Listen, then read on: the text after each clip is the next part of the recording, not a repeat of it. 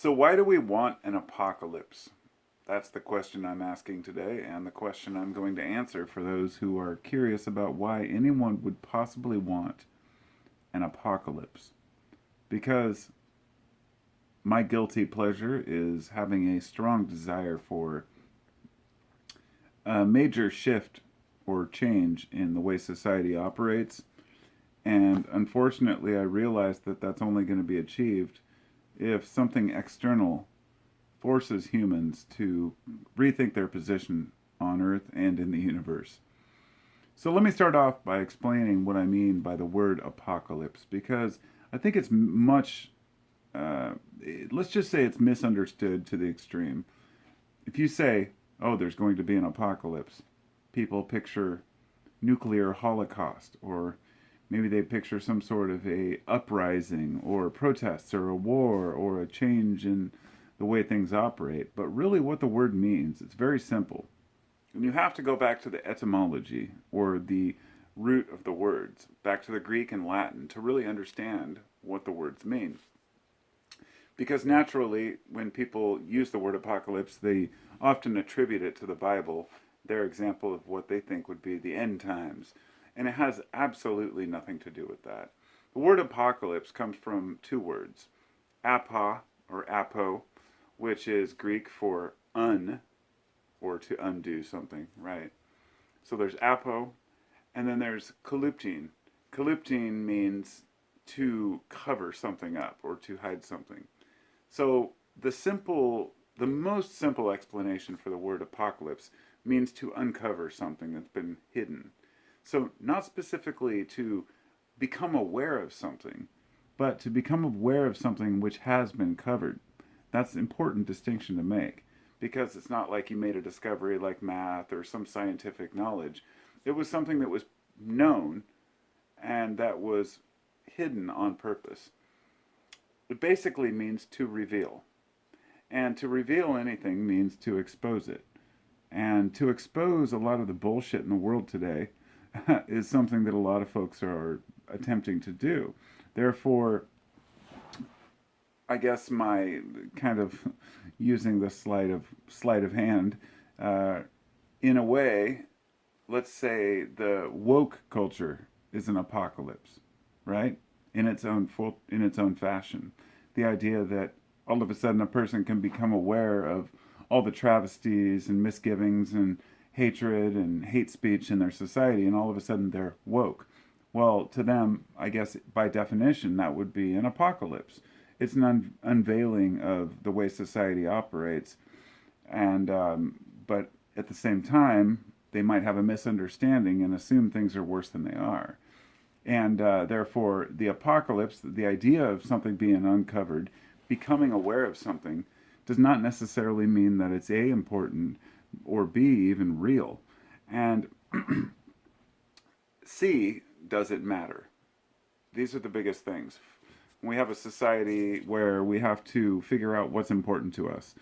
And a lot of the shit out there is really just what I would consider distractions. So, what one person's idea of an unveiling or an awakening would be to me completely different.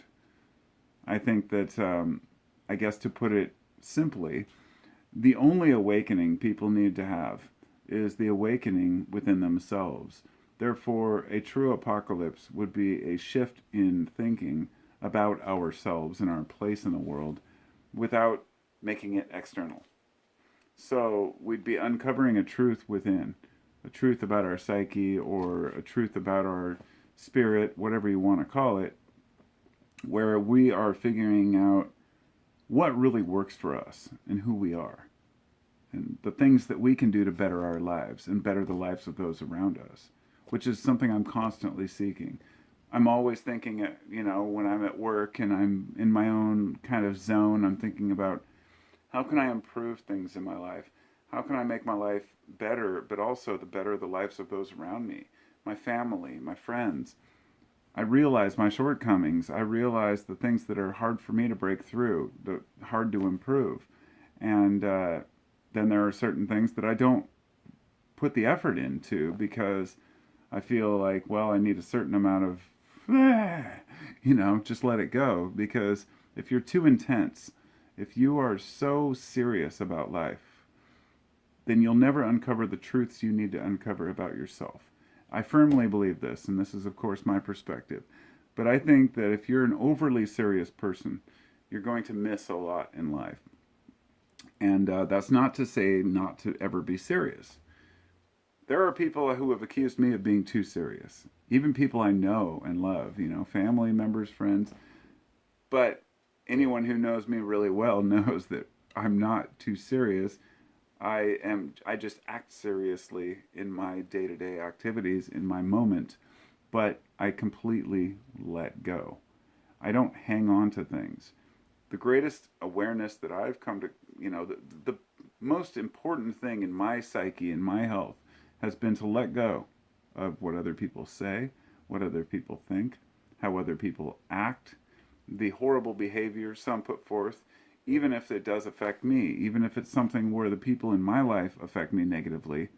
I just learn how to deal with it. I learn how to either ignore those people, just not give them the attention they want, or to try to explain myself and make amends and let people know where I feel. In other words, being authentic in how I feel and what I think is important. And that, to me, is the greatest apocalypse. The greatest unveiling of truth is the fact that our own truths have been hidden from us because we're unwilling to look at them.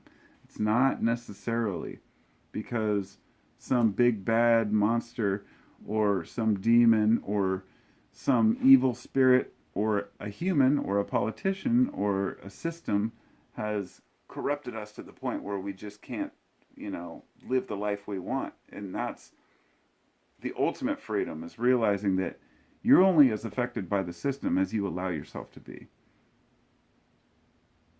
I remember hearing somebody say one time, I realize they can't beat the system, so therefore I might as well play it the best I can. And that's something I understand.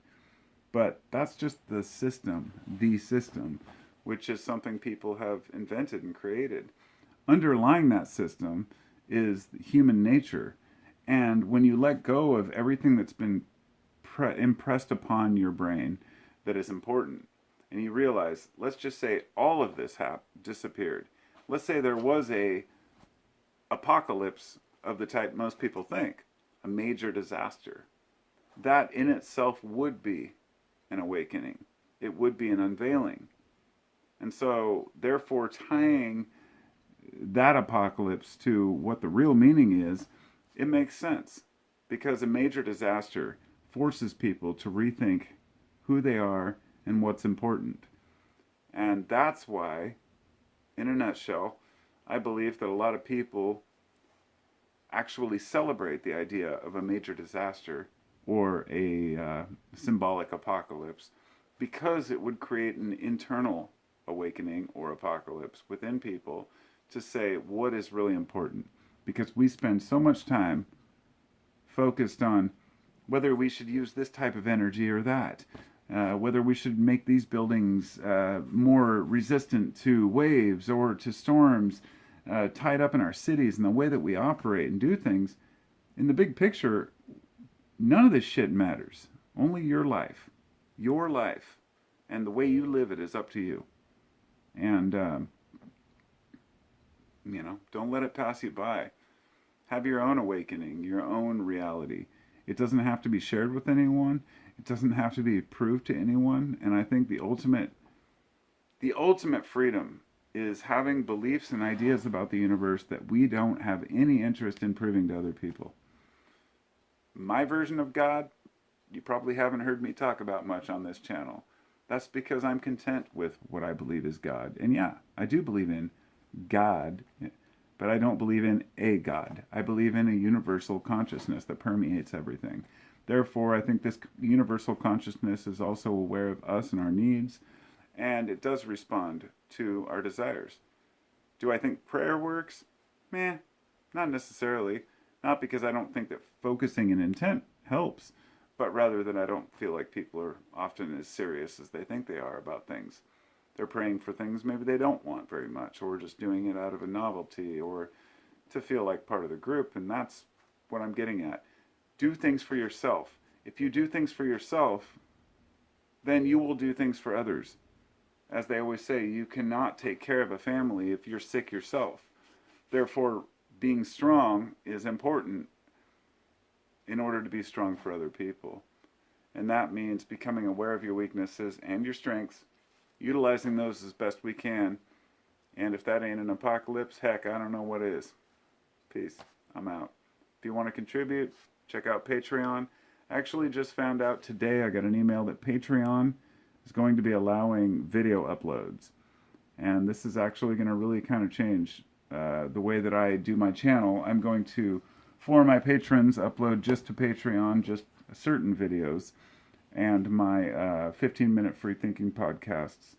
And of course, I'll still be posting here as I always have for free because I love sharing ideas. Let me know what you think. Let me know what your apocalypse is. And I'll talk to you next time. $1 million.